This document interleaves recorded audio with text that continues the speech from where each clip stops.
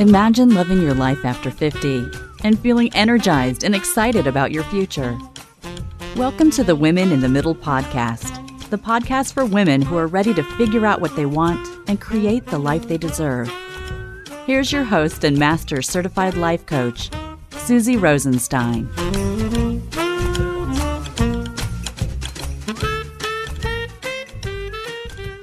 Hey there, welcome back to the podcast, Women in the Middle. I'm your host, Suzy Rosenstein, and I am so glad to be here with you again for this week's episode, which is another interview in my series called Getting Real with Women in the Middle. Getting Real introduces you to real-life women in the middle who have made a big, scary change and figured out how to love their midlife. Now, you may recall that I described the Women in the Middle podcast as really practical, authentic, and real. That's why I love the Getting Real series so much. Real women, real life. All right, let's get going. I am super excited to introduce you to my guest today. She's someone who's made a really difficult decision to sell her successful retail contemporary art gallery of about 20 years to pursue a career in her original area of professional interest, interior design, because she knew it was time for a change. She didn't know decision-making like this could be so hard, and she just has so much to share. So on that note, please welcome Sara Petroff. Sara, thanks so much for joining us today. Pleasure, Suzy.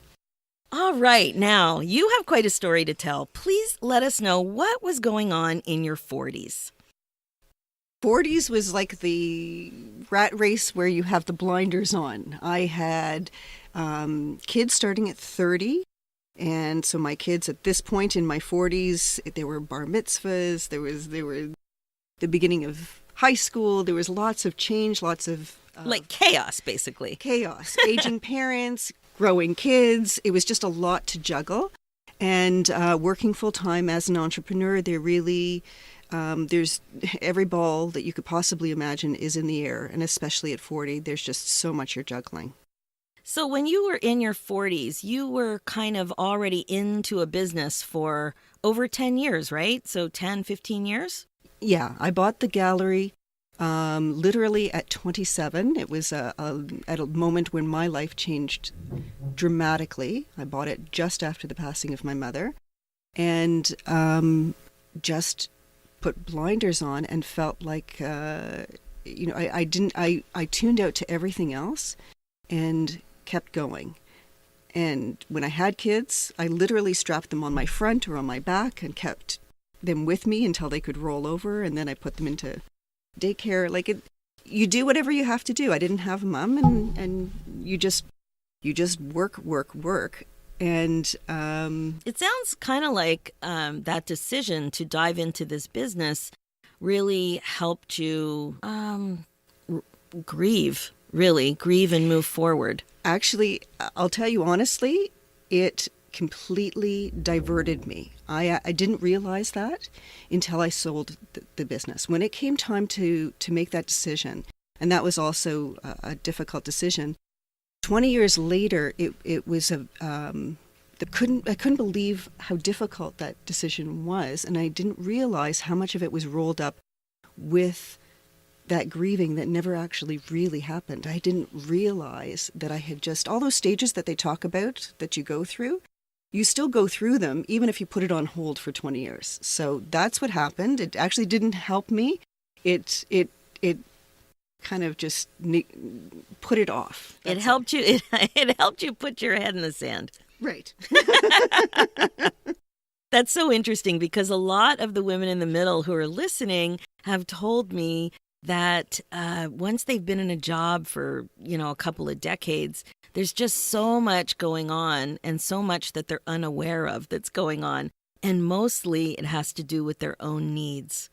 They just have had their head to the grindstone, been just going through life, this chaotic phase of a couple of decades, which it really is in your 30s and 40s where you're trying to establish so much for your family, And then all of a sudden they get to this point, which I call a midlife funk. So I know that you hit the funk.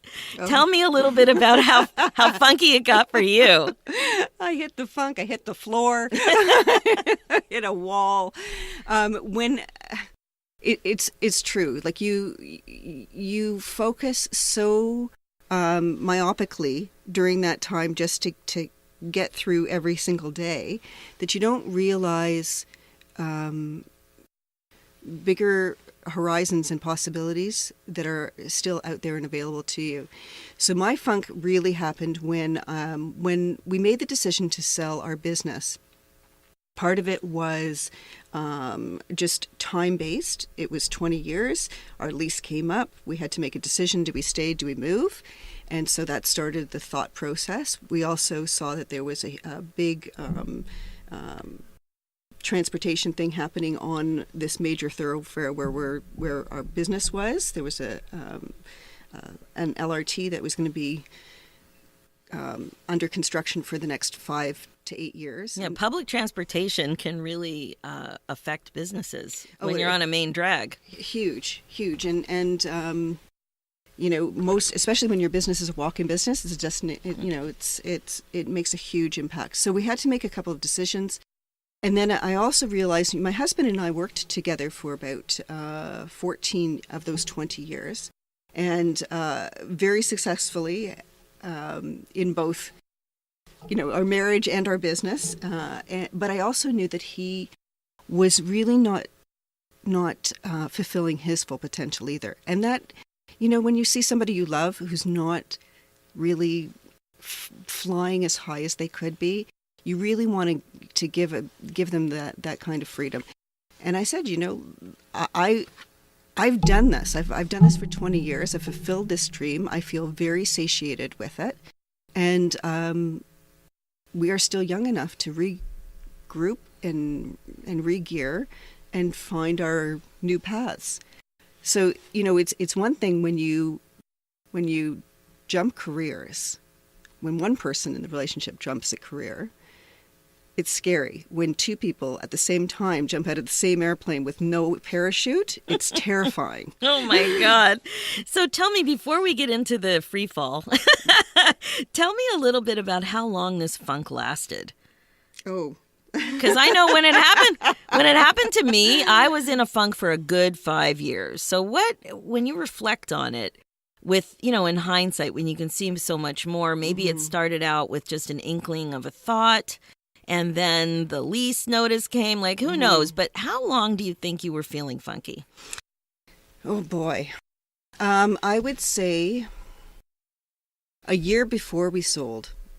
As soon as we started that thought process, feelings of failure started to creep in, which, if you think about it, now in retrospect is ridiculous. When you have an entrepreneurial business in the arts that has thrived for 20 years, enough that you can actually sell that business, it is not a failure. But when you are subjectively in that situation, you can't help but feel that what I have built is all now coming. It's all crashing. So I would say a year before and 2 years after, there was a full year after selling, a full year that I refer to as television static. I don't know whether you know when you have that white snow, and that was a year. And so I would say in total there were about 3 years that were funky. Yeah, that's so interesting because it is a new beginning. And as we talk about this all the time on this podcast, that mindset is everything. And really, you're just one thought away from feeling completely differently about anything. And so this really is a new opportunity. The thing that is neutral is that there's a date of an actual sale of the business. And then what you make it mean is completely subjective. And so you eventually got to the other side of it. And so tell me, once you decided, what was it like to actually decide and see that opportunity was everywhere? What was that all like? Well, you know what? Quite honestly, I didn't see that opportunity was everywhere. People around me saw that opportunity was everywhere, and I had a great support network of people who could see in me things that I was blind to. And in my mind, I was having thoughts like, what could I possibly offer? What could I possibly do now? I'm washed up. There's nothing, there's nothing else that I could possibly do. And which was a debilitating thought, absolutely debilitating. But people, all my friends around me said, "Are you kidding me? You are incredibly talented. You are incredibly smart. You're incredibly capable." This, and that, and they buoyed me through that until the light started turning on for me, and I started to realize, okay, you know what? I can do this.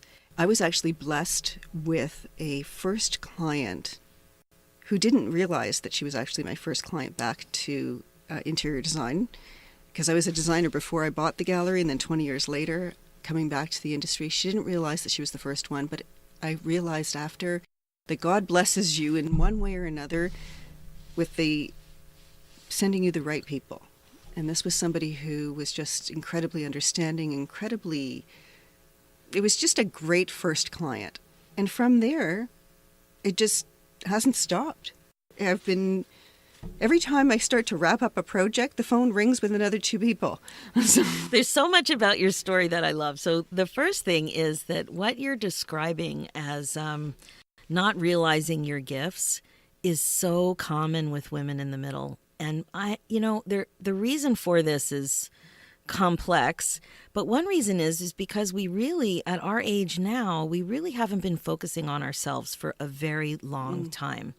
So if it's really branding yourself and understanding what you have to give, no matter your circumstance. There's a big shift for many of us where we're going from being employed by somebody else or just doing one thing as an entrepreneur for 20 years.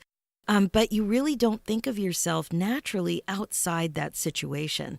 And really getting to know, becoming very intimately connected again to who you are at your core and what your core gifts are is a transition that's very common in midlife. And I can see the way you're talking about it, you needed to become reacquainted with who you were at your core, and you didn't see it at first.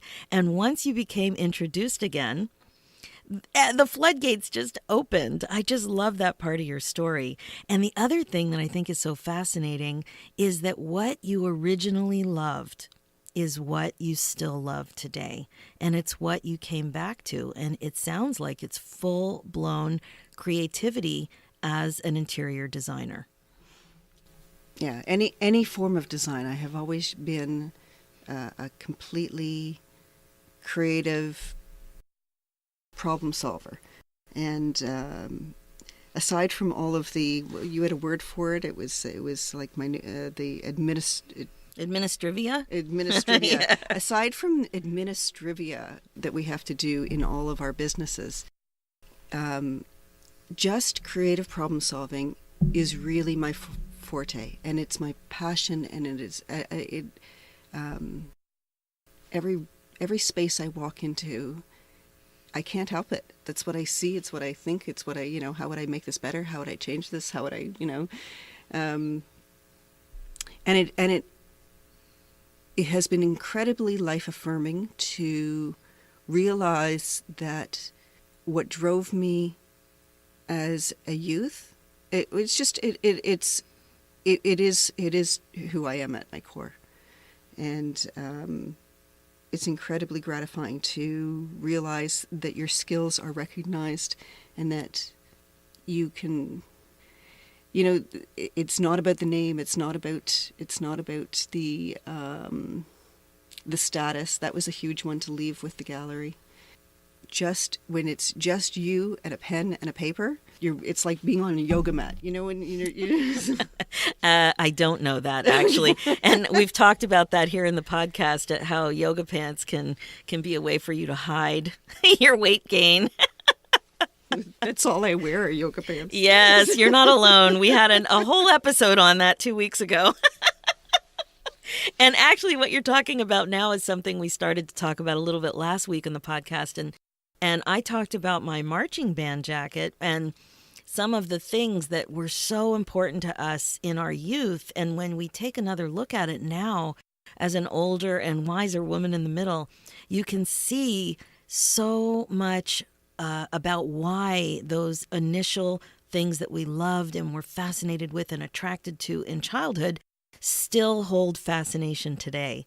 And I'm sure when you look to your childhood and you look to what you studied in school and what some of your initial ways to occupy your time were when you were a young, you're still young, of course, but, a youth, you'll see that you've kind of done a full circle here, and you're pulling in more and more and more of the kinds of things that you were just so in love with, the way you spent your time when you were younger. But getting there. Yeah, exactly. But getting there. I do want to say that during that funk, and when you're going through large change in your life, that those very uncomfortable choices and spaces that make you want to run the other direction is exactly what you actually have to turn and walk right through. You actually have to, that which you want to run from the most is really what you have to turn and go through. Oh, I love that you said that, because what I was going to ask you was, what would your future self tell you now? What kind of advice do you have to women who are freaking out about, they're on the brink of doing something scary, but in their heart of hearts, they're drawn to it. So what is that? What is the thing that helped you keep moving forward when you were facing some of the most fear that you've ever experienced?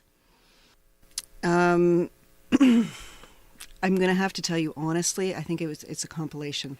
It's a compilation of introspection, honest introspection, that makes you realize, you know what, I actually can do this. And people around you who are very supportive, therapy, meds, whatever it takes, seriously, whatever Yep. it takes to get through, because it's not easy. Going through major change, whether it's the loss of someone you love, it's a loss of a job, there is a sense of loss. No matter how you structure it, there's a sense of loss. So there's this grieving process and a sort of a reawakening of yourself. And being, what would I tell myself? Being very kind to yourself. There's an exercise. What would you say if you were to find yourself at 5 years old and in the same scary kind of situations? What would you tell your 5-year-old self? It's no different. You're Exactly. That's something that is a real thing when I work with my clients when they're being hard on themselves and just choosing to think thoughts that are really mean. And I say, what would you tell a little kid in your life right now? What would you tell them? And what would you tell yourself exactly? So you wouldn't continue to be mean to yourself. You'd be encouraging. You'd be compassionate. You'd be loving. And one of the questions that I often ask people to consider is, what is the solution with love? What is the solution with love? With love, what would love do right now? If you added love into the equation when you're freaking out, it's just, when we think about being compassionate with ourselves, we still have a little bit of resistance that we're not worth it, or I'm a delicate flower and my situation is a little different, or come on now, that works for other people but not for me. But somehow when you ask the question about, well, what would love do, it kicks it up one more level, and it detaches you a little bit from sometimes victim mentality. I think it changes the lens more than anything, so that when you see the world from a position of fear and insecurity, questioning, that fear of the unknown and that terror, you are closed off to opportunity and you're closed off to possibility.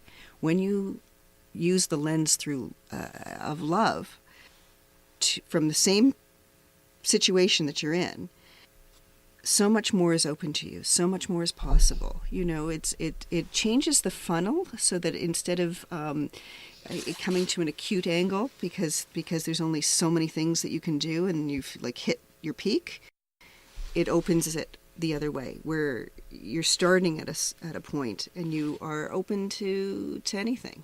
It's amazing, isn't it, how much opportunity you have right now? Things you couldn't ever have expected is my guess. Yeah. I'm actually on the cusp of possibly yet another career move, which would be sort of an amazing next progression of that would allow me just to just focus in on what it is that I love to do on my terms, on the number of days a week that I want to work. So leaving me time to do creative work of my own. Like it just, if you're very clear with yourself and you say, you know, I've got fewer days ahead of me than I have behind me, you become far more precise and clear about what your objectives are, what you're willing or not willing to tolerate, and not needing to please other people, that you realize, you know what, I at this point, I'm doing this for myself, and the amount of enjoyment is much more. It's shocking. Yeah, it is and shocking. This, my friends, is what I call regret-proofing your life with gusto. Because if you don't reconnect with your core, your authentic self, and now some of us have a harder time finding the clues of what that is, but if you don't, you may, in fact, have regrets. And what I hear you saying is that you are ready for just about anything that comes your way with a giant creative energy and an excitement about your life after 50, which is what I love, love, love to hear. So, Sara, how can people see your work and contact you? You can take a look at petroffdesign.com. I have a webpage. There's also a house page. I'm sure if you look hard enough, you'll find it. Oh, they won't have to look hard. I'm going to put these links right on my show notes. Don't worry. Sara, thanks so much for sharing your story with Women in the Middle. One thing we know for sure is that we are not alone and we're not getting any younger. Fear can be a big obstacle when it comes to decision making. There's so much more that we're capable of, even though it can be scary as hell. Your story was really inspiring, and I know it will help so many listeners. Thank you so much. That's it for this episode. If you like what you've heard, just head over to the Women in the Middle podcast on iTunes and leave me a review. You know that makes me so happy. Check out the show notes for Sara's links and more information at www.suzyrosenstein.com. Let's do this, ladies, one scary but exciting dream at a time. Thanks so much for listening.